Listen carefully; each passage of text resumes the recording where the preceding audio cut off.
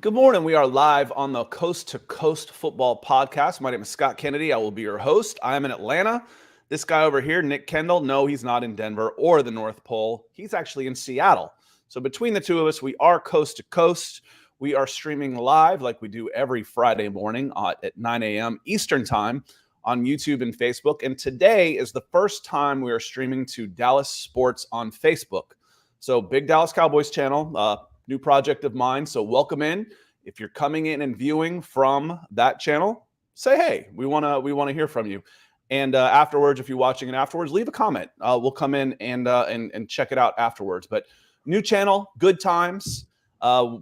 Streaming there because we're going to talk one of the two biggest games of the week this week.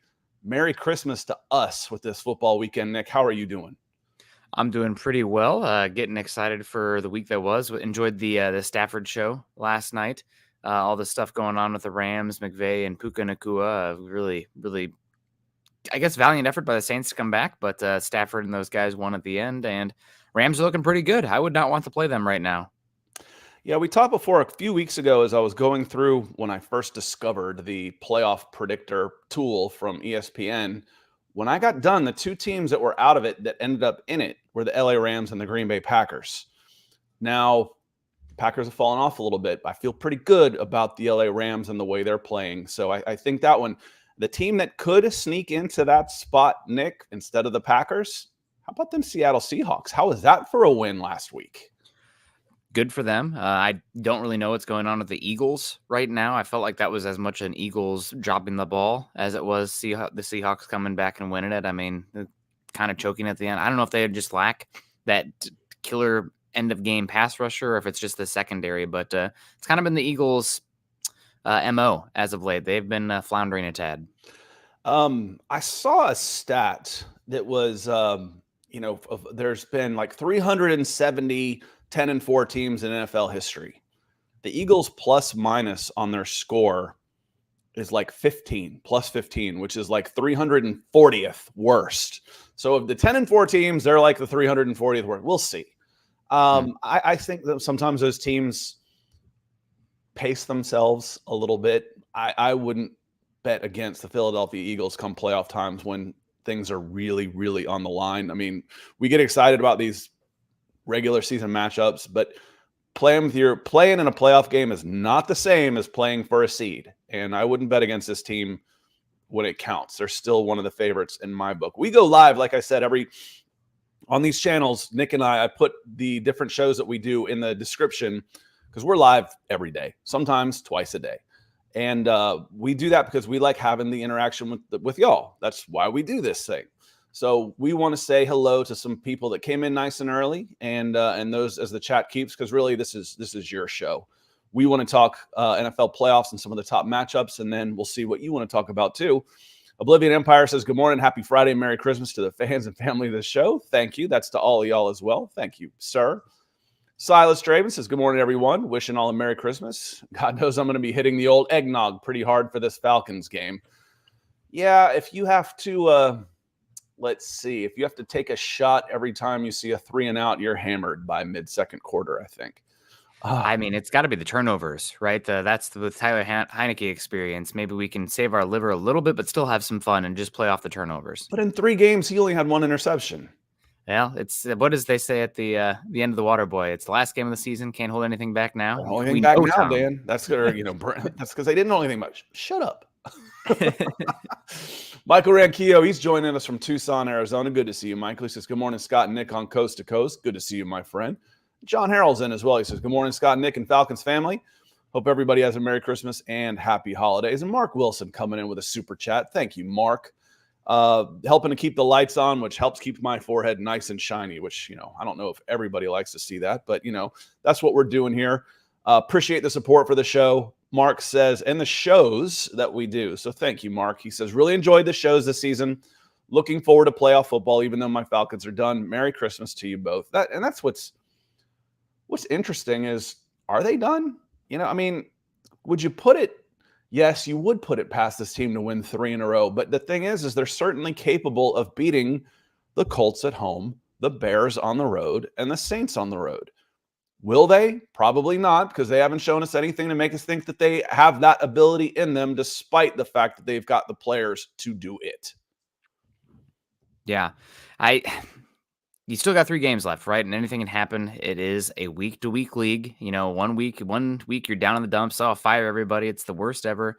The next week you're a cloud 9 and, hope springs eternal. So my advice is, not get too high or too low and see how the final 3 games go. We can trust the trends, and the trends are not great for the Falcons. The vibes are not great, but things can still happen. NFL.com has the Falcons only had a 12% chance to make the playoffs now. You got a tough Indy game, but I don't know. I know Indy's coached really well, but you got a chance. Things can happen still, so keep fighting. Indy's been in basically all of the Colts have all their games have been tight. Even this last one that finished 17, they were down 13 points to the Pittsburgh Steelers. You don't want to fall 2 touchdowns behind the Atlanta Falcons. Their defense is better than that. They're capable of grinding the ball out. So Indianapolis is going to have to play well. They have been playing well. And Shane Steichen, for me, him and D'Amico Ryans are the 2 favorites for NFL Coach of the Year right now. That decision could come down to, they play each other on January 7th. Colts already beat the Texans. So if the Colts win again, they could win the AFC South with that win. They could solidify a playoff spot, and a sweep of the Texans by Shane Steichen. He's got my vote. Coming off the number 4 pick last year, what were they, 4-11-1, or however the math works out? That's still 16 games. I still can't do 17 games, Nick. But as Mark says, the playoffs this year feels up for grabs more than any time I can remember. Would not surprise me if an 8-6 team ends up in the Super Bowl. Yeah, who might that be? I got one. I know we're going to say the same one. What 8-6 team has a good shot at going to the Super Bowl? It's the Bills. Bills. Of course it's the Bills. Yeah, they are. Bills. Yep. I mean, that's one of the things we kept talking about it when the Bills were losing games early. And if you're listening to us, I'm like, we're going through the data. I'm like, it's got to, the EPA, the success rate, they're all like top 5 across the board. They're one of the most efficient offenses in football, according to the metrics, but they keep losing. I got to think that these turnovers are somewhat fluky. Maybe there's something else going on, but over a broader sample size, a lot of time that data can be far more predictive than just the simple results on the back end. So we had the Bills top 3 in EPA, explosive out the wazoo, and now they're starting to normalize a bit and winning games and looking pretty damn scary. Yes, they are. Nobody wants to play the Bills right now. I posted a video of I think it was Mike McDaniel, and a Bills fan jumped in on that one. We can talk a little Mike McDaniel later today. I love Mike McDaniel. There's some real characters out there in some of these young coaches, and I love it. Shane Steichen is awesome. He is super stoic when you ask him anything, but when his personality starts to flash, he's great. Mike McDaniel, he doesn't give us the coach speak. He is absolutely anti-coach speak, like hearing back from him. So yeah, 8-6 team, Buffalo Bills. Nobody wants to play the Bills in the first round. I promise you that. Tampa Bay fan here, Bucks Rays. Bolt says, hey, Scott. Hey, back to you. He said if the Bucks lose or Falcons, it's a 3-way tie again. It could happen. That would mean the Saints would have to win also, I believe, because I think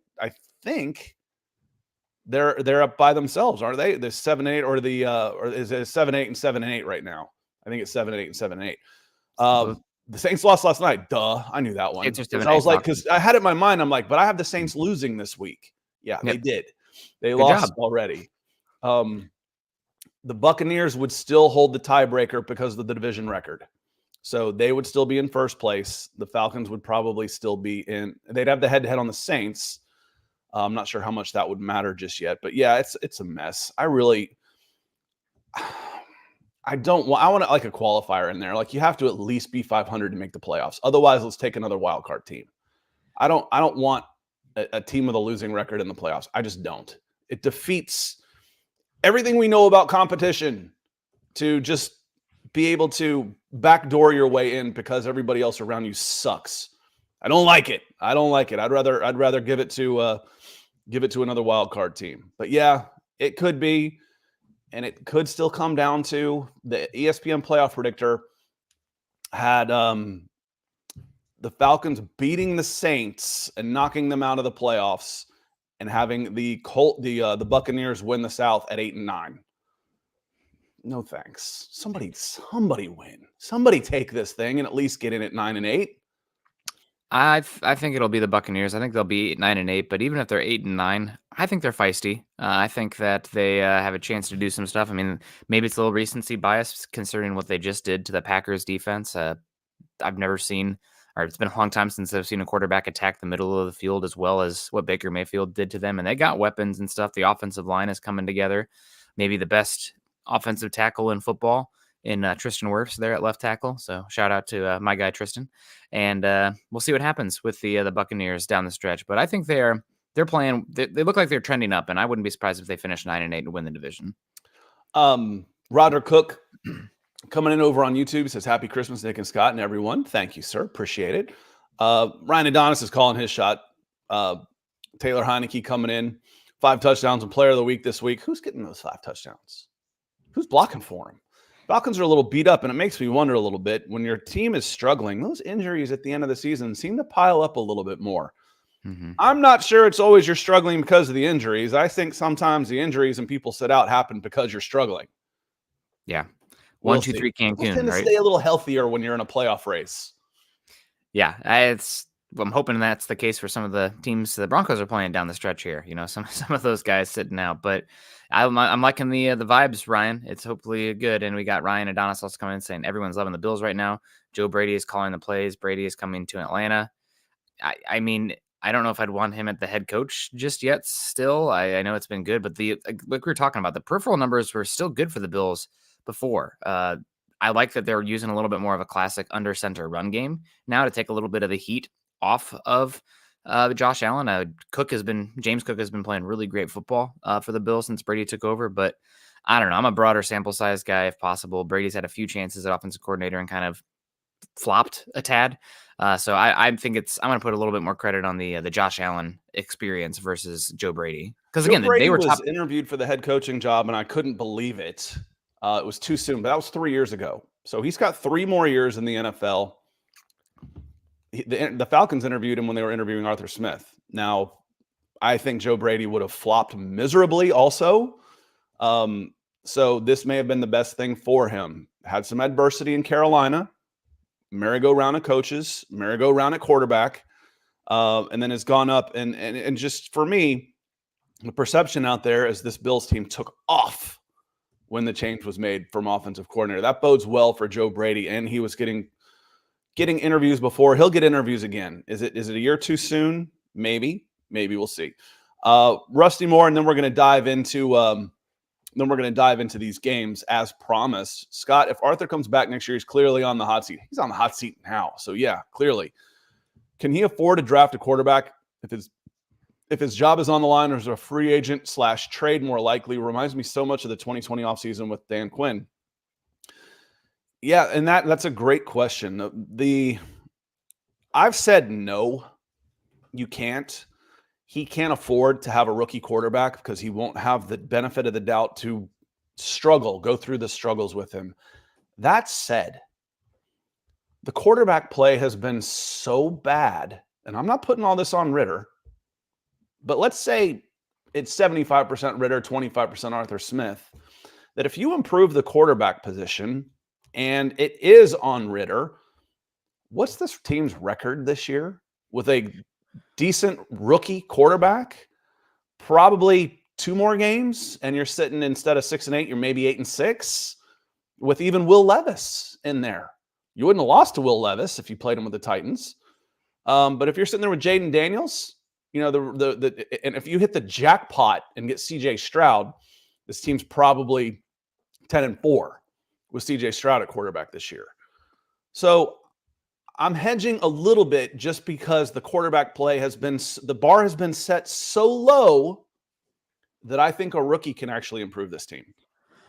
I mean, is it fair to say that outside of the injury brigade that has been the quarterback position this season and the Falcons don't qualify for, this is the worst quarterback room in the NFL? I mean, even some of the backup ones have been good, but you've had Ritter and Heineke there, and outside of, whatever the heck was going on with the Browns after Watson went down before Flacco, I don't know if there's a room that's actually been worse off the top of my head. So definitely, Yeah, I mean, the bar is, the like you Jets said, never really got the low. benefit of the doubt with Aaron Rodgers.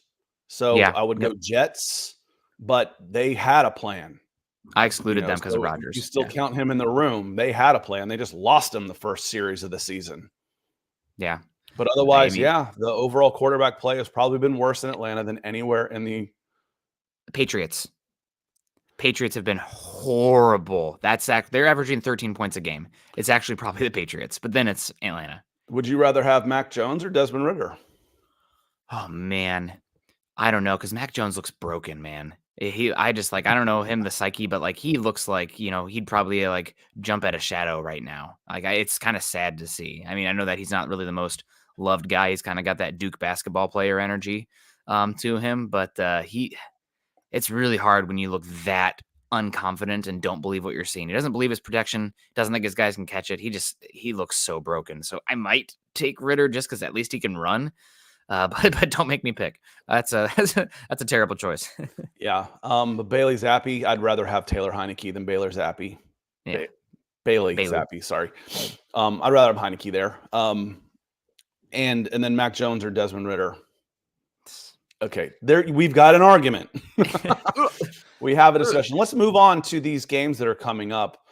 We've got Saturday football coming up, and the late game on Peacock on NBC's Peacock is Bills Chargers. I'm just going to go ahead and pencil Bills in there. Chargers might get that bounce back game after firing their coach, play with a little bit more oomph, but there's one team involved there. Bills need to win that game.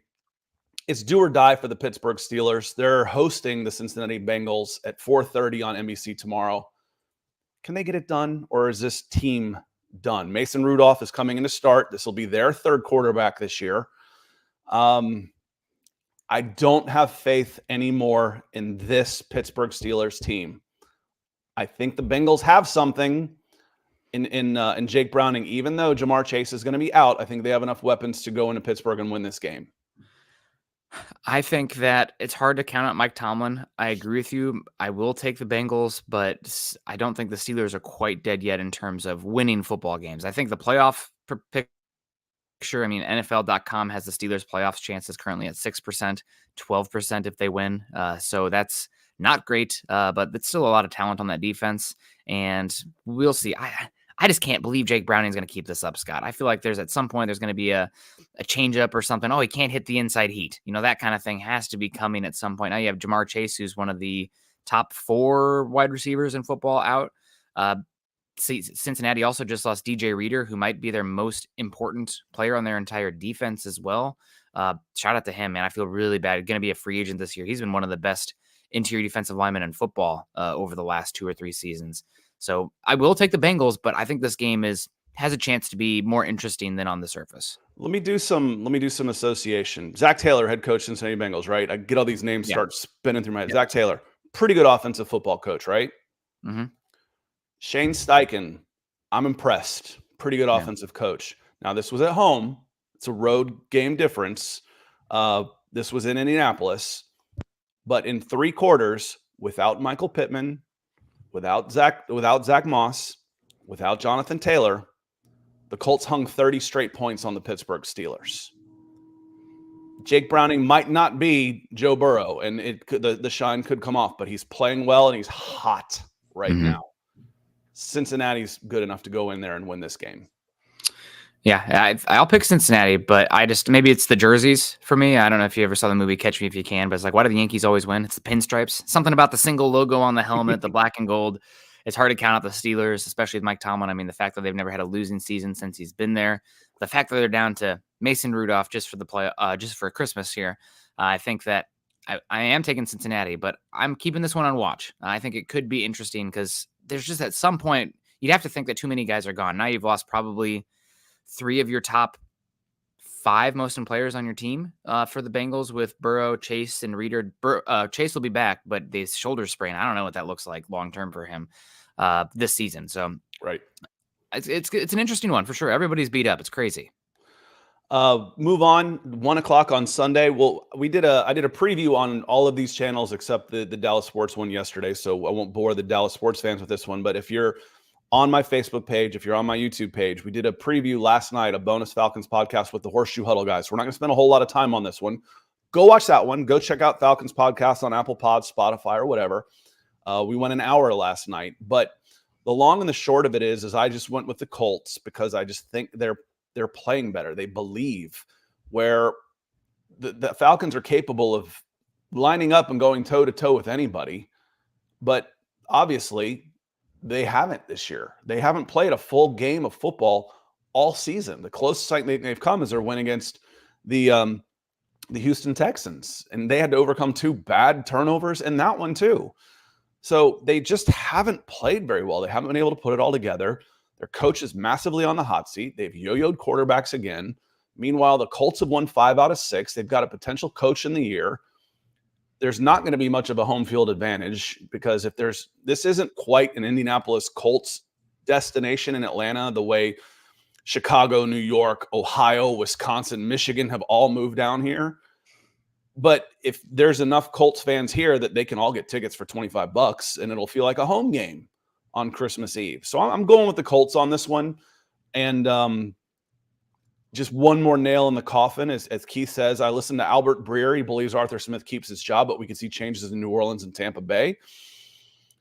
Tampa Bay goes 9-8. I think Bowles is going to be okay. We'll see what happens. I think Dennis Allen. Yeah, Dennis Allen. Mm-hmm. Dennis Allen? Yep. Is in a little bit of trouble in New Orleans, depending on how they finish. And there's so much bad on Arthur Smith right now. There's not one thing that you can point that's positive to him right now. With this team, I think he's in deep trouble unless he wins out. Yeah, it does seem like out, goes 9-8, fine, come back. Yeah. But he's never won 3 in a row. It's hard to do in the league. It's week by week, right? It does seem like there is some NFL insider buzz that Arthur Smith might be back. I just don't know. I guess if they come out and lay an absolute egg and look like they have no energy in this game when the playoffs are still on the line for them, defending your home turf, especially after an embarrassing loss, let's just call it what it is, an embarrassing loss versus the Panthers, then that probably has to change. I don't know, man. Maybe we need to storm the Atlanta facilities in Flowery Branch or wherever they're at now. But it's I don't think you'd have him back. I'm going to take the Colts too. They're just a more functioning team right now. Shane Steichen is one of the better offensive up-and-coming minds right now. What he's done with Gardner Minshew, what he did with Anthony Richardson before. I mean, they've had a ton of injuries, Nick. Yeah, and they still just dropped 30 points on everybody. Must be nice. Unlike the Broncos, who are healthy and can't put up, over 27 to save their lives. But Michael Pittman looks to be back after former Falcon DeMonte KZ about broke him in half on a defenseless receiver hit. It cost him the rest of this season. Pittman's a full go, which doesn't happen unless you've cleared concussion protocol, so he should be back. Jonathan Taylor should be back this week. Zach Moss still looks like he'll be out. Falcons' offensive line is beat up. We already know the injuries across their defensive line. It's just this has to be a rally. This has to be a rally game. One of the redeeming factors of Arthur Smith is this Atlanta Falcons team has always played hard for him. If they don't, this one's over. It will be interesting. Bobby Boucher coming in here. Brock for MV Purdy. I like that one, MV Purdy, and Christian McCaffrey. What's interesting, Bobby, am I wrong on this? When it feels like there's sentiment, even from Brock to a certain extent, that says that guy deserves it, Christian McCaffrey. It feels like the San Francisco players are kind of rallying around Christian saying, he's the guy. We want him to win it. And Brock would, what you say and what you believe can be two different things. He's very good and very humble about this. But it feels like there's a push for Christian McCaffrey for MVP right now. I mean, if we're going with the non-quarterback MVPs, McCaffrey's got to be up there. But I would probably cast my vote for Tyreek Hill, as much as I don't love the person, considering what happened with him in college. But he's probably been the most impactful player, non-quarterback in the NFL this season. Just going to throw out also, we have Joshua coming in saying Dak for MVP. There was some shine on that. It feels like it lost a little bit after they went in and got smoked by the Bills. And the one who right now who is steaming forward is, we've already talked about him today, Josh Allen. I mean, he is the straw that stirs the drink. The people talk about, Brady and whatnot, but Allen is the system. Now, I know they just came off a game where he threw for less than 100 yards, and it was mostly a James Cook kind of game. But James Cook, I think, saw like one of the lightest box count numbers we've seen in the NFL this season in that game. They pretty much only play 2 high safety shells against Josh Allen this season. There's space because teams are playing, oh my God, we cannot get beat by Josh Allen deep. So Josh Allen's coming up too. And then also you got Lamar Jackson, who definitely deserves a shout out with what he does. I feel like his impact goes beyond the stats because like even when you have somebody like Lamar Jackson, it changes how you rush the quarterback. And you don't see that really on the stats, but you can't like do the same games, twists and stunts, and like press gaps as much because you have to play really, really disciplined in your rush lane. So I think Allen and Jackson still deserve a shout as well. I feel like Lamar is trusting his teammates more. And maybe some of that's Todd Monken, where he's becoming more of a distributor instead of just you're the offense, which bodes well. You make what I think he's doing a better job of this year than he's done in years past is he's making everybody around him better. He's still getting his rushing yards, but his yards per attempt is actually down. Mm-hmm. But still, he's still going to rush. He's still got a chance to hit 1,000 yards rushing this year.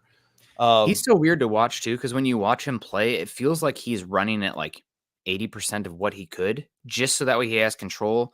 And it's one of those things that like if you watch like Lamar Jackson scramble and run, and then you watch Justin Fields takes some gosh darn like hits that your dad would have been watching on Spike TV back in the day. It's like, oh my God, he just got like, he's not going to get up.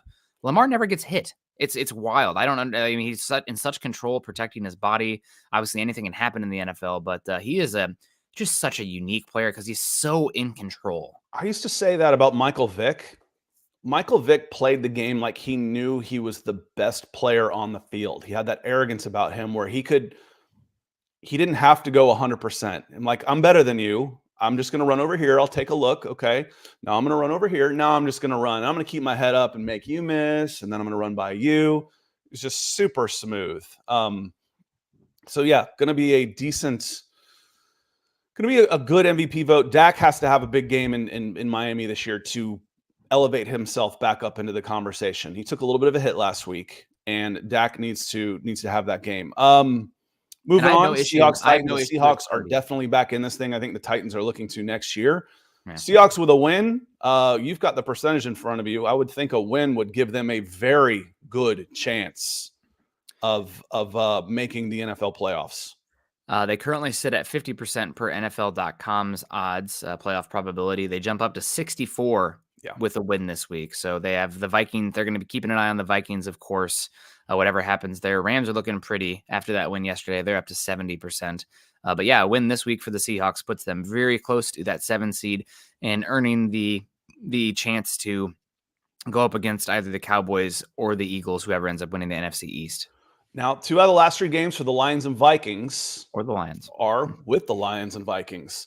The Lions are 10-4. The Vikings are at 7-7. They've come back down to earth a little bit after that nice hot run where they won 4 or 5 in a row. I think that streak was broken by the Denver Broncos, but the Lions dominated the Broncos last week. They're going to Minnesota as 3-point favorites with a cushion. They're 10-4 now. After a couple of losses, the Lions were starting to look not shaky, but they were looking over their shoulder a little bit. I think that's done. They're safe. They're going to win this division, unless they lose 3 in a row and 2 of those to the Vikings, which is improbable. I think the Vikings are in a little bit of trouble now.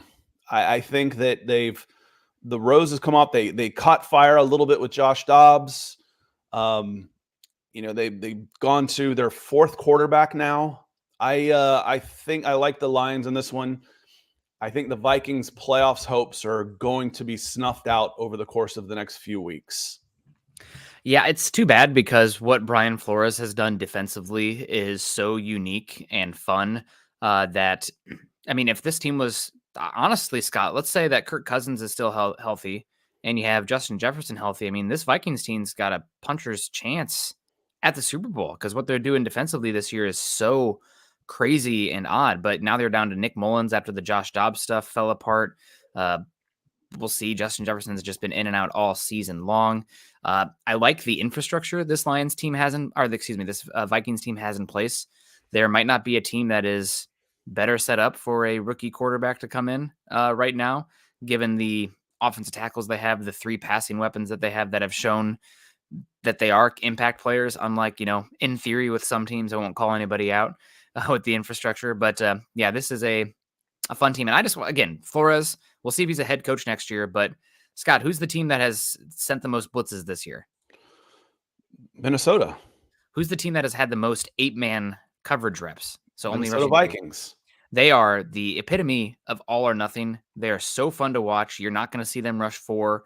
They run way more cover 0 than anybody else. It's just a totally different style. So they've been a blast. I'm absolutely for it. Shout out to Brian Flores. We'll see what happens next year. He might be a head coach somewhere, but he's been awesome. I just think the injuries have really sapped their chances this year of making the playoffs. Otherwise, they're in. The team I had, I mentioned the Rams. I also had the Packers. 3 weeks ago when we did the show, those are the 2 teams I had that weren't in it that went on. I'm going for the Seahawks now. I think the Seahawks can take that spot from the Packers. The Packers were sitting pretty, and then they lose in New York, a game they shouldn't have lost, and then they lose at home to the Buccaneers, and the Buccaneers beat them pretty handily. Mm-hmm. That does not bode well for Green Bay. Meanwhile, Seattle is playing pretty good football right now in a tough division, not to mention. So I kind of like the Seahawks as that other spot there in the NFC right now. Lawrence Rivera, appreciate you coming in with the stars, breaking the ice for us on Facebook with the Facebook stars. So thank you for the support, my friend. He says, next draft, I want the kid who's mad that he didn't get drafted in the first round again. That's all of them. That's all of them, Lawrence. But referring to Purdy, the Mr. Irrelevant, sometimes that chip on the shoulder thing. But again, that can be, that's so, the odds of hitting on that are so low. Otherwise, hey, I'd just wait till draft a guy that is a good college player and I'll draft him last and see what happens. That happens in the 2nd, 3rd, 4th, 5th, and 6th rounds too. Mm-hmm. And they don't happen. If you get, and as Rusty said, a lot of that is Shanahan. I'm not saying it's all on Shanahan. I've seen Brock Purdy make some balls of steel throws. He's a good quarterback. He is. Yeah. And I'm not going to say it's Brady in the end, but Brady wasn't the fastest or had, had a good arm, but really it was the anticipation and the pocket maneuverability that made Brady, I think, and the competitiveness that made Brady special. And I think we maybe underrate a little bit of Brock's ability within the pocket. The 49ers offensive, for as powerful as they are and as good of a team they are, offensive line outside of Trent Williams is not very good. They've given up a good bit of pressure this season. And while the rushing yards are there, I feel like a lot of it's based on the angles that Shanahan can set up. And of course, McCaffrey for MVP or whatever you want to say there. So also the wide receivers and tight ends block the living hell out of the ball. That's why they get so much space runs, because they're blocking on the perimeter. I mean, you see Brandon Ayuk run 60 yards to finish a block so McCaffrey can finish a run. So that's a big shout out to that. Wide receivers who block, you will find a way to my heart if you're a wide receiver who blocks. But yeah, I've Purdy for MVP. That's fine. And maybe it's a down year because of that, but he's playing good football. We're stacking it enough right now that it is great. And also, I think we need to have the conversation, Scott, is Kyle Shanahan approaching one of the greatest offensive callers in the last 20, 25 years? Because the fact that he's done this with so many different iterations of quarterbacks, just different evolutions. I mean, everybody wants a piece of that. The influence, what he's doing. I mean, it's special. I think we need to call it for what it is. Kyle Shanahan's been special. It's kind of nuts to think where that team is and just think, let's say if they got penalized. Okay, they got caught. The San Francisco 49ers got caught stealing signals, and their penalty was the loss of 3 first-round picks. And they're still the best team in the NFL because they penalized themselves 3 first-round picks with the draft pick of Trey Lance. And to be where they still are, it's really amazing. And it's not just, and again, as you know, Nick, it's not just the offense on this team. They've done really well on the defensive side of the ball, and hit on some guys later and hit on some guys higher that their defense is a championship caliber defense as well. That always got lost back in the 80s with Joe Montana and Jerry Rice and Roger Craig and all those guys, that defense was nasty for the San Francisco 49ers. It's nasty again. They're a pretty scary team. Bobby coming in and asked, there's some Seahawks talk, just to bring that back here. A little bit about, will it be Geno Smith or Drew Lock? And Bobby asked, what does Lock have to do to people start including him? I think that's who you're asking about. Or it may be Purdy. I'm not sure. Either way, the question with Lock right now is just the consistency. I watch Lock play, and I don't know if it's because he hasn't always gotten his chance and he feel like he has to do too much, but 2 or 3 times a game, he throws the ball into coverage. It's like, what? No, what are you doing? What are you looking at? Take the sack. And he didn't have an interception in the Eagles game, played nice, competent football, and they won that game. For Locke, sometimes for me, having watched him in college a good bit, having gone down to Mizzou and interviewed him at the pro day out there in Mizzou, and having watched him at Denver for a few years, the thing that drives me nuts about Locke is that he puts himself in adversity when he doesn't have to with his mechanics. Now, the fact that he can sometimes have muddy footwork and a bad platform and throw a ball, 20 yards down the field opposite hash, great. If you have to do that and you have that ability to do that from time to time, you want to see that. Why are you doing that when it's a clean pocket? And there's absolutely no reason. You should have replicable mechanics here, so that way you have a better chance to hit accurately, hit on time. It's just the consistency in what he does mechanically, and the decision making makes him a really volatile and erratic quarterback. And the arm is, I would say, a B+ level, A- maybe for NFL, but it's not an A+. He's not out there with Favre or Josh Allen's arm, and he's a fine athlete, but he's not a great athlete. So it really, for me, I mean, that's one of the reasons that when they drafted him, I was hoping that he'd take a step forward, because you see the ability to do stuff outside the X's and O's. Just got to be a little smarter with the football and repeat the repeatables. He's putting himself in adversity without there needing to be adversity far too often with his mechanics, and it creates inconsistency. Everybody says, where does accuracy come from? Comes from your base, comes from below. And he's just erratic down there when he doesn't have to be, when things are well. Packers stay in the hunt against the Panthers. They go down to Carolina and do what the Atlanta Falcons could not, and that's win in Carolina. And they go to 7-8 and stay in the hunt graphic that we always see at 7-8. They finish with at Vikings and Bears, so they could still have a say in this thing. We talked about the Packers playing the Bears. Hopefully that still means something, whether they hold their destiny in their own hand, but hopefully they're not eliminated when they play that game. That could be interesting. One of the quieter games this weekend, is Browns and Texans. I think the Browns have secured their spot. I think over the next 3 games, they'll lock in a spot. I think they're in good shape. Going to the Texans, CJ Stroud is more than likely going to be out again. He still hasn't cleared concussion protocol, has not practiced, and we're to Friday now. Bobby Sloak's done a good job, eked out a win last week with a backup quarterback. The Browns defense on the road will travel. They've got competency at the quarterback position in Joe Flacco. I like the Bears to put a kink in what D'Amico Ryans and the Houston Texans have been doing, which has been phenomenal. Again, D'Amico Ryans and Shane Steichen are my 2 Coach of the Year candidates right now. But I think the Browns have gotten it together and will go down and win this game and open up that number 7 seed a little bit more for the AFC. It's tough. I think shout out to you mentioned Ryans and Steichen for Coach of the Year, but Stefanski I think deserves a shout out as well, considering the injuries the Browns have had. I mean, Deshaun Watson wasn't playing that great this season anyway, and trying to mold an offense that was more the under center, outside zone stuff that Stefanski wants to run. They lose not only their most important offensive piece, Scott, but probably the heart of their entire team too. And Nick Chubb early on, to see him go down with a leg injury, then what's been going on just offensively in general, losing tackles. Stefanski and the Browns have been awesome. Most of it is because the defense is unbelievable, but they've been great. I think the Browns got a chance in this one.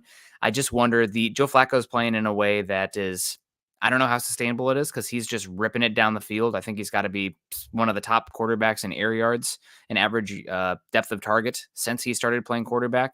And there's been some awesome throws too, but I feel like the ball is just kind of hanging up there sometimes as well. So I wouldn't be surprised if turnovers come in a bunch as well. I don't know if this Texans team, though, is a team that can take advantage of Joe Flacco leaving the ball up. So I'm going to go with the Browns in this one. I think that the defense is the most dominant unit on the field. They're going to get after it, and I think they'll walk away with a win and pretty much secure a playoff spot. With a win, the Browns' playoff probability goes up to 99%. So yep. They're in pretty good shape. They've gotten some wins that they needed, some wins I didn't think they were going to get. They've played their way into that spot. Joshua Clayton says Ryan should win Coach of the Year. Again, it's him and Steichen for me right now. They have the same record. Indianapolis won in Houston earlier this year. The Colts had the fourth. What were they? They were 4-12-1, I think, last year was their record. They had the fourth worst record in the NFL last year, and they'll probably be favored in their final 3 games. If Shane Steichen and the Indianapolis Colts go 11-6 with a sweep of DeMeco Ryans and the Houston Texans, crown the man. But it's up for grabs. And that game, that the Coach of the Year could come down to that January 7th matchup with a lot on the line. It's going to be fun. It's going to be a lot of fun. Going through the chat, I want to play put my moderator hat on. The Dixon Way and Ryan Adonis, y'all are saying the same thing. You're just misreading, and now you've got it stuck in your head and you're arguing. Ryan says Desmond Ritter's problem is he's overconfident with the ball and trusts his arm and puts the ball in harm's way too often. Dixon Way coming in and says, how can you be confident in Ritter? His problem is he's overconfident. Yes, that's what he said. You guys are agreeing. So let's get on the same page here. Jaguars Buccaneers, 4:00 as we move to the 4:00 game. That ends up being a very big game. It's as big for both of them at this point. Home game for Tampa. Now that's not too far away. You hop on I-10, scooch on over to Tampa. 4. I'm sorry. That's 4 that goes through Orlando. And go on down to Tampa. And the Jacksonville Jaguars have found themselves in a race in the AFC South after a few losses, and with the Colts catching fire after a 3-5 start, and Houston outperforming expectations all along. Can the Buccaneers hold serve at home, keep control of the NFC South, or do we just have chaos everywhere? Trevor Lawrence is supposed to be out. He has a concussion, so it'll be the CJ Beathard show out there in Jacksonville. I think that this Jacksonville offense looks super clunky. I think they've actually been holding Trevor Lawrence down as opposed to anything else. The offensive line has been one of the bottom 5-6 offensive lines in football this season. So I think Tampa Bay is going to go in there and win this game. I think Tampa's at home. Okay, I think Tampa's going to win regardless. So I think what is the spread in this one is Tampa -3. -3, yeah. So they're getting the home 3 bump there. But I think without Trevor Lawrence in there and with just how poor the Jacksonville offensive line and offense in general has looked this season, I mean, outside of Ridley, the weapons have been really poor despite, first-round pick at running back, despite, I think, third-round pick with Bigsby there too. They brought back Ingram. I don't know. It doesn't look good. I love that Jacksonville defense. I think they're playing pretty good football, but the offense isn't good enough. So I'm going to go with the Buccaneers. I think they're hot. They're kind of finding out what they want to be, and I'll give them the win. So we talk about scheduling at some point, and right now the difference in the NFC South is the first place, second place, third place schedule. The Bucs had a first place schedule, and they're 0-3 in those games that they had to go against other first place scheduled teams. Panthers are second place, and they're 0-3. The Saints are third place schedule, 2-0, and the Falcons are 1-2. So in the other games where everybody is on the same level, the Buccaneers are 7-4. This is another one of those first place games where they're playing the Jacksonville Jaguars. The Jacksonville Jaguars are beat up. They're not playing particularly well as of late. They've lost 3 in a row. I'm with you on this one. I like the Bucs. I think the Bucs end up taking this one. Lawrence coming back in with some stars on Facebook. He goes, go figure, the best coaches of the league came from our own Mike Shanahan, and branched off to own the NFL. You could tell what coaches played video games as kid, and that are the coaches. Those are the coaches that are winning. I once said, I watched an offense that was so bad. I said, it was college. I said, you give me the top 10 players on NCAA football, put their names in a hat and draw. I'd rather have that guy calling plays. There's something to that, Lawrence. And there's a newer generation coming up. And, the Andy Reid, you mentioned, some of the best play cards. The guy that comes to mind right away for me is Andy Reid. Mm-hmm. Andy Reid's almost done. Bill Belichick's almost done. Kind of like the old guard at quarterbacks that we've seen Manning, we've seen Matt Ryan, we've seen Brady, we've seen Drew Brees. I'm probably missing Aaron Rodgers now is getting close. There's a new crop of young quarterbacks coming along to take the next 10 years. It's happening in the coaching ranks too, Nick. Yeah, I mean, Sean Payton and Andy Reid are kind of old guard for the offensive minds. The new class of the NFL in terms of offensive minds are, I would say, Kyle Shanahan and Sean McVay. Those are the guys that, if I could have any two coaches in the NFL right now, I guess it's probably them off the top of my head, just because of how important the offense is. Love me some Mike Tomlin too, but I'd rather have the consistency of the offense right now, unless you can give me Tomlin with a Hall of Fame quarterback. But that's going to be interesting to follow that West Coast stuff. You feel like there has to be a counter at some points. It's kind of one of those things where everything is the same. If everything is so homogenous, then a solution can be really broad and cover a bunch. So you almost want that counter punch in the end. But I don't know. It's working so well right now, especially against the Vic Fangio-esque defenses and these teams playing light boxes and more nickel than we've seen in NFL history. So it will be fun to follow what the counter punch is. Maybe that counter punch is blitzing more on first and second down and treating those like pass downs rather than your basic stuff and trying to get to third down. You're forcing the issue a little bit more, like we've seen from Flores this season. I almost said Evero. But I know Josh Clayton says LaFleur's a good young coach. Yeah, there's some good young coaches in the league, no doubt. I think that the Shanahan tree also. Yep. I mean, we've talked about this before off air, Scott. I mean, half of the top 16 in the top 16, half the quarterbacks are Shanahan some extent for their stats this season. So like there's something to and all of them were on the Falcons 2016 staff, and they let all of them leave and hired Steve Sarkisian. Well done, gentlemen. Well done. Hook 'em horns, right, Scott? Hook 'em horns. We'll see what happens with that game. We'll have to talk a little bit about that. Yeah, he's doing well at Texas. Yeah. But he had no business taking over a number one offense in the NFL. That's for damn sure, especially when you had Matt and Mike LaFleur, and Mike McDaniels on staff. Yep. They all left. Yeah, it's rough, no doubt, but we'll see what happens. Shanahan. Well, Shanahan was partially to blame for that loss in 2016, and he took a head coaching job. You weren't going to keep Shanahan, but you could have elevated either one of the LaFleurs and then given Mike McDaniel a promotion, and you probably could have kept that whole staff together. Yeah, probably. But hindsight, right? That's what they say. It is unfortunate, but sometimes the foresight works well too, and then you can look back in hindsight and say, "What were you thinking? We told you." Yeah, we told you. So that's Jacksonville. Tampa is going to be a hell of a game, and Jacksonville's in trouble right now. Here come the Colts, man. Colts could come out of this thing if it works out the way we said. The Colts are going to end up on Monday, first place AFC South. On Halloween, they were 3-5. And they have battled injury after injury after injury this year on the offensive side. Good for them. Absolutely good for them. Cardinals, Bears, that's for a draft pick. Bears are going to win that game and move to 6-9. The Cowboys and Dolphins. Now we're talking here. Now we are talking. Cowboys and Dolphins. We've got two teams that have a reputation of not being able to beat another good team. Well, someone's got to win.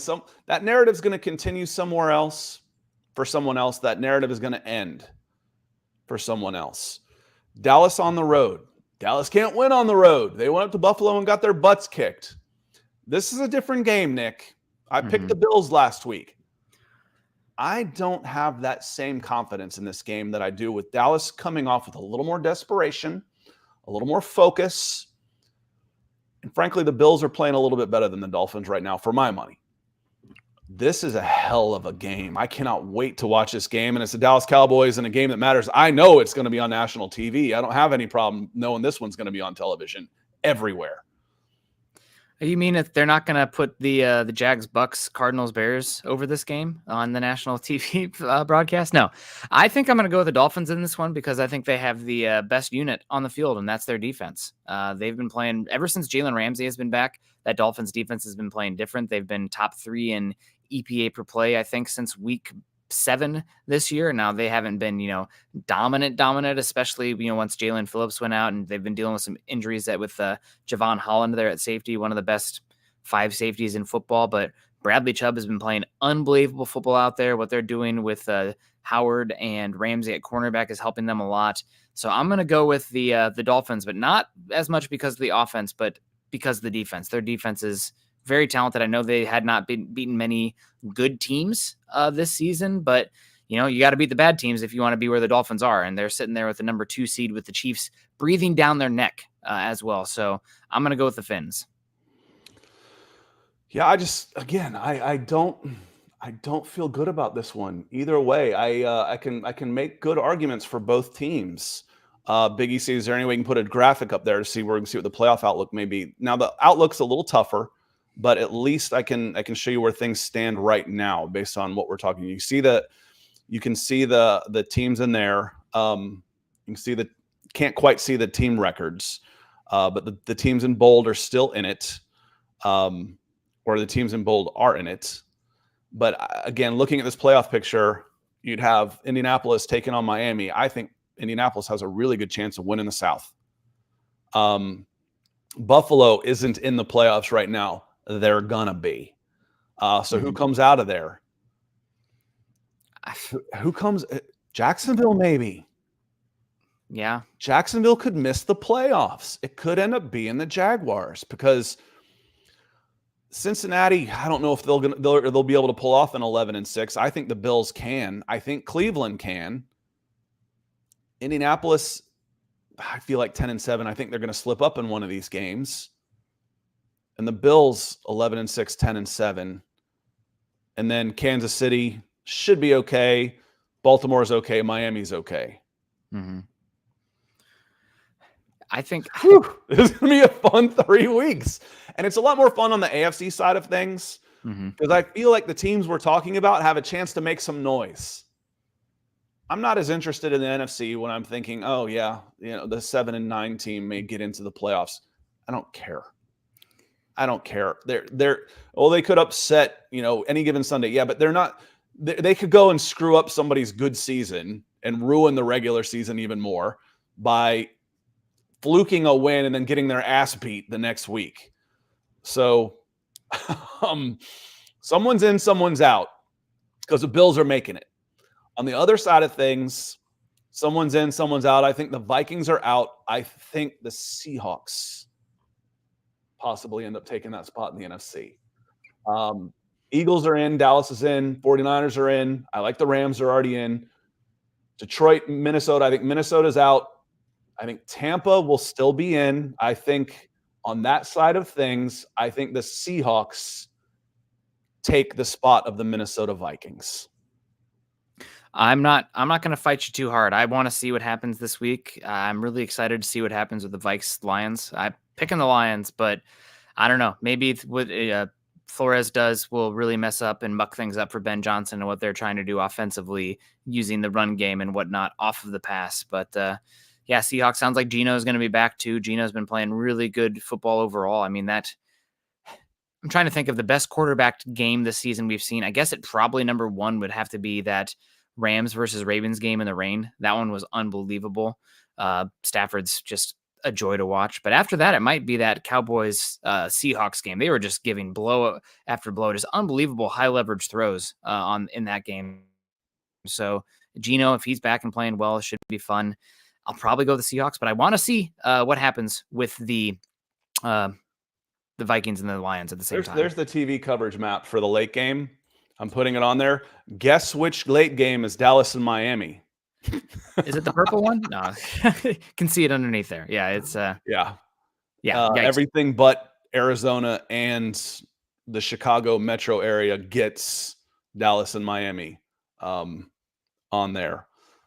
The coverage map early for the earlier game. The main game will be Detroit and Minnesota. You'll see Indianapolis and Atlanta in the deep South, except for the Carolinas. And in the Indianapolis area over in towards Cincinnati, Green Bay and Carolina would be in Green Bay, would be Wisconsin and Carolina.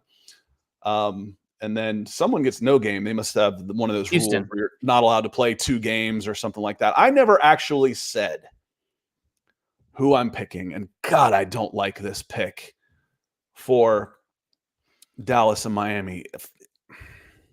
I go back and forth on this. I'm wishy-washy. My heart says Dallas wins this one. My head says pick the home team, dummy. I'll go Cowboys, and I don't feel good about it. Yeah, I'm curious how it'd be fun to look at the data, how teams bounce back after getting as physically beat as we Miami's saw a 1-point favorite. It's a Yeah. pick 'em, dude. Yeah, absolutely. I'd be curious the long-term data though. If a team gives up 200 yards on the ground or something, how they do that next week, because there's something you think there'd be something to getting that physically beat. Mozzie Smith has not been a great pick for them. Jonathan Hankins is injured. You're talking the interior defensive line there for the Cowboys, and how Miami is able to scheme up the run game. I don't know. I don't know if it's a great matchup for the Cowboys, but we'll see. If Dak goes in there and wins against this defense and plays well, and then he's right back in the favorites for the MVP, top 2. So that should be the second best game of the week. Charlie says, for a team that really hasn't done much in years, the damn Cowboys are always on TV. They always get the highest ratings. It's what it boils down to. Money. It boils down to who's going to watch. Who's going to watch. That's where I spend my time, y'all. I'll put my time into where I'm going to get the most viewers. Mm-hmm. So that's part of it. And Dallas Cowboys are still the biggest draw. The Patriots were getting there for a while. We're closing in on, but a Dallas Cowboys 4:00 game, 8:00 game is still always the biggest draw in the NFL. Albert Knoppers, good to see you. Says good morning, Merry Christmas to everybody. Robbie Red coming in with support. Robbie Red coming in blue with a super chat. He says good morning, gents. Great seeing you back live. Well, thank you, sir. I certainly appreciate you being here. We've got, let me see here, and ESPN Gamecast puts it at 49% to 49% on win with like a 0.5% chance of a tie in that game. So it's truly is a pick 'em. I'm going to close this graphic because it's kind of messing up what I'm trying to do here when I'm looking at some other stuff. So I am going to close that one, but that's where we're at. Dallas Cowboys, Patriots, Broncos. Broncos have to win that game. They're a 7-point favorite. They absolutely have to win to have any hope of staying alive. Raiders, Chiefs, with the Broncos loss last week, they opened up a 2-game lead on the Broncos. So I think the Chiefs are okay in this one. The Raiders have I don't think 9-8 gets you in the playoffs in the AFC. So the Chiefs are looking pretty good to close out the AFC West. Eagles need to get it going at home against the Giants. The Giants were a nice little story there, but now they're out of the playoffs. And then the Eagles are 10-4, need to focus. They need to start getting that we're peaking at the right time moment, which brings us to our main event, Christmas Day Miracle. So I'll flip it off TNT and A Christmas Story, which have been on my TV since 7:00 in the morning on Christmas Day, for Ravens and 49ers in San Francisco. The 49ers are a 5-point favorite, and despite the fact that both of these teams are really good on defense, the over-under on this thing's 47.5. Yeah, I'm going to go the 49ers on this one. The home I think East Coast, West Coast is going to be harder for the Ravens there. And what a matchup, because no team puts linebackers in hell like the 49ers do with all their motion and whatnot. And I would say that probably no team has better linebackers than the Ravens with Roquan Smith and Patrick Queen out there, especially with all the waves they can send on the front. So I don't know. Can we just give the winner of this game the MVP? Can we just like put that in the middle of the field, and whatever side wins, like a college trophy game, go run out there and cheer it out? Because MVPs in the end of the day, while it is an individual award, everything in football is a team award. Every stat in football is a system stat to an extent. So yeah, we got to get rid of this bot here. Oh, I can't do it. Yeah, that's I think the 49ers are going to win this one. I just think they're more dominant. Yeah, I like this one.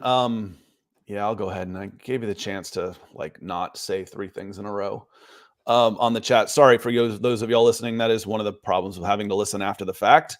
You don't always know what's going on in the chat. Sometimes we get spammed on that. This is another good game. I like on a neutral field. This would be a Super Bowl I'd love to see.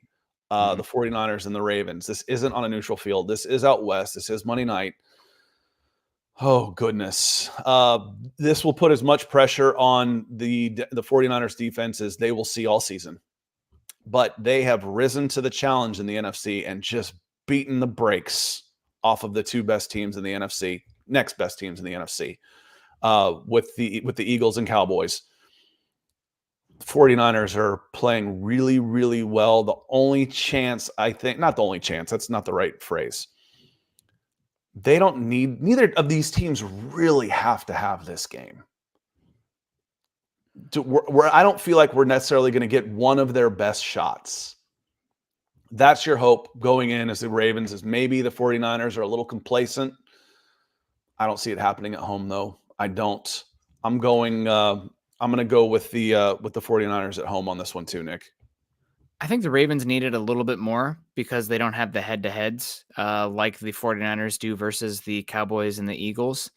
So that's the big thing that stands out here when I look at this game. But I just think the 49ers are a more well-oiled machine and a better team. So I think that's I'll go with the 49ers in this one. Like I said. Yeah, it's just the weapons on there. I mean, Lamar Jackson might be the most dynamic player in the NFL at the quarterback position, but the 49ers have a few of those guys that could be the most dynamic players at their position.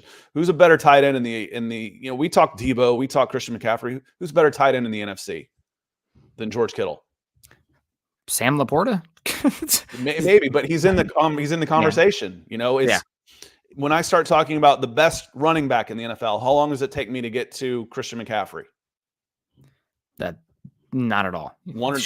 Probably one, but it doesn't take. I should have interrupted you. Like McCaffrey. He's in the conversation. If I want to say best playmaker, how long does it take me to get to Debo Samuel? 2 or 3, maybe. You might go Tyreek Hill, but he's in the conversation of best playmaker and the best number 2 wide receiver. Okay, I got Ayuk. I'm going to listen. I'll listen. It won't take me long to get to his name. Quarterback playing the best football right now. It won't take me long to get to Purdy. He's in the conversation for MVP. Best defensive line edge rusher. I mean, it goes on and on and on and on. This team is playing really well and they're loaded.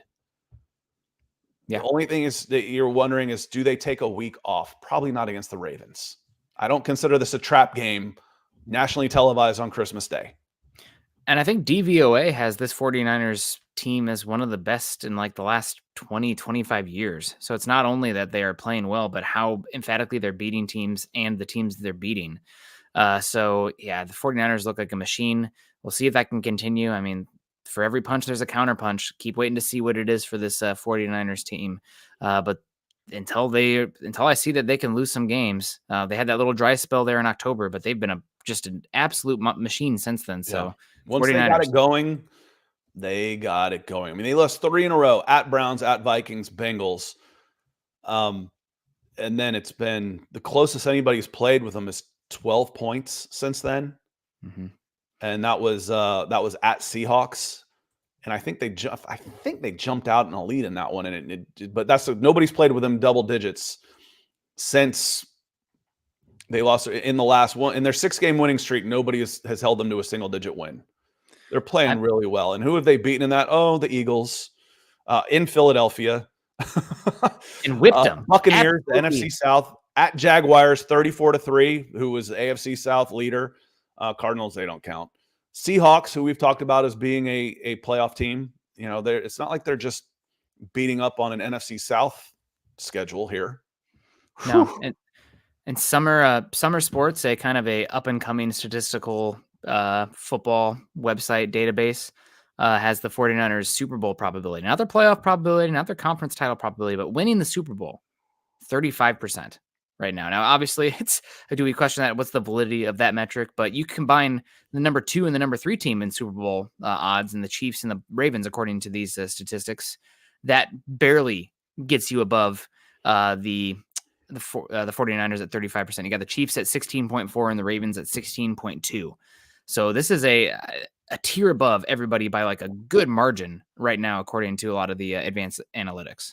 And Brian says they beat the Cowboys too as well. When I made that statement, I was talking about since that 3-game losing streak, they beat the brakes off of the Cowboys before that 3-game losing streak. So I didn't count that in. That was a since they got it right after that 3-game losing streak. They haven't had anybody play them within double digits or within single digits. They beat the Cowboys 42-10 and then lost 3 in a row. So since then they've won 6 in a row. But that was before that. The Cowboys one was before that run. So I didn't include that one in there, but yeah, they've got the head. And that's what Nick said earlier. It might mean a little more to the Ravens because the 49ers have the head-to-head. They've got that half-game lead over both the Eagles and the Cowboys. And this feels like, I'm not going to say a team of destiny, but this feels like a juggernaut right now. And it'll be I hope it's a good game.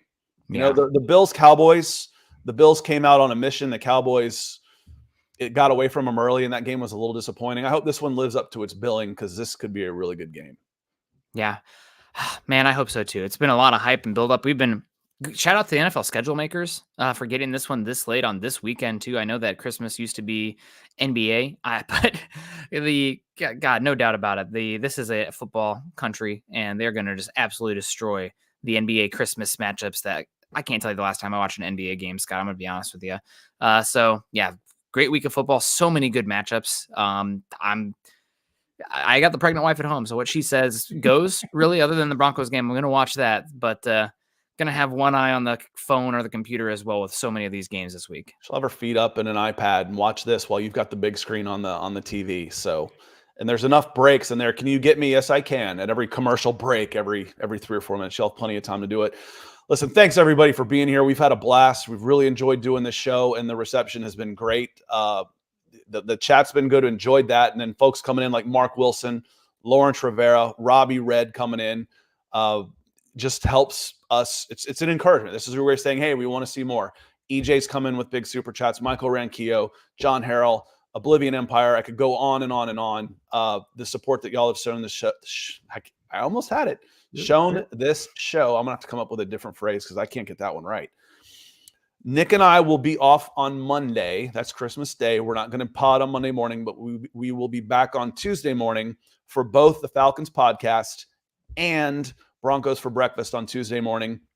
And then roll right into our regular schedule through Coast to Coast football on Friday. Appreciate everybody being here. Nick, any last thoughts before we roll? It's been a pretty wild year in the NFL. Backup quarterback has been the name of the game.